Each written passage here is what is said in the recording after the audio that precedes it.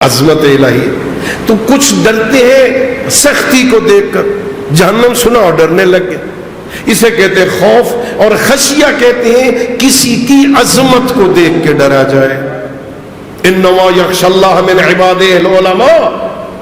اور میں مجالس میں کہتا ہوں، یہ جو ہم روایتیں پڑھتے ہیں، حضرت امام حسن علیہ السلام مصلی عبادت پہ جا رہے ہیں، کانپنا شروع ہو گئے، چہرے پہ زردی آ گئی، یرتعد فرائصھا، ان کے ایک ایک جوڑ میں کپ کپی طاری ہو گئی. امام زین العابدین کے حالات زندگی میں ایسے ملتا ہے، جب مصلی کی طرف بڑھے چہرے پہ پریشانی کے آثار، شکنیں آ گئی، چہرہ زرد ہو گیا، بدن میں کپ کپی طاری ہو گئی. جناب سیدہ مصلی پہ آتی ہیں، ترتعد فرائصھا، ان کی حالت یہی ہوتی ہے. یہ تو معصوم ہے، اللہ کی نافرمانی کی نہیں ہے، اللہ رب العزت کی نافرمانی کی نہیں، یہ کس لیے کانپ رہے ہیں، یہ کس لیے ڈر رہے ہیں، ان پر کیا یہ حیثیت، یہ کیفیت کیوں طاری ہو گئی؟ تو خود بیان کرتے ہیں وہ. جب کسی نے پوچھا مولا یہ کیا کیفیت ہے، فرمایا اما تدری امن یدہ ہے، جانتے نہیں ہو میں کس کی بارگاہ میں جا رہا ہوں؟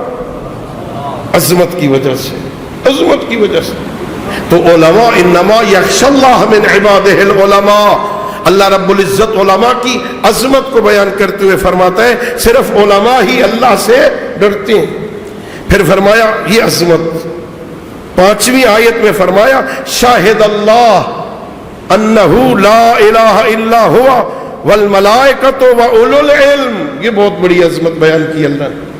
اپنی توحید پر اللہ گواہ ہے، شاہد اللہ، اللہ گواہ ہے کہ انہ لا الہ الا ہوا، خود گواہ ہے کہ میرے علاوہ کوئی لائق عبادت نہیں. والملائکۃ، اور ملائکہ گواہ ہے، واولو العلم، اور صاحبان علم گواہ ہے.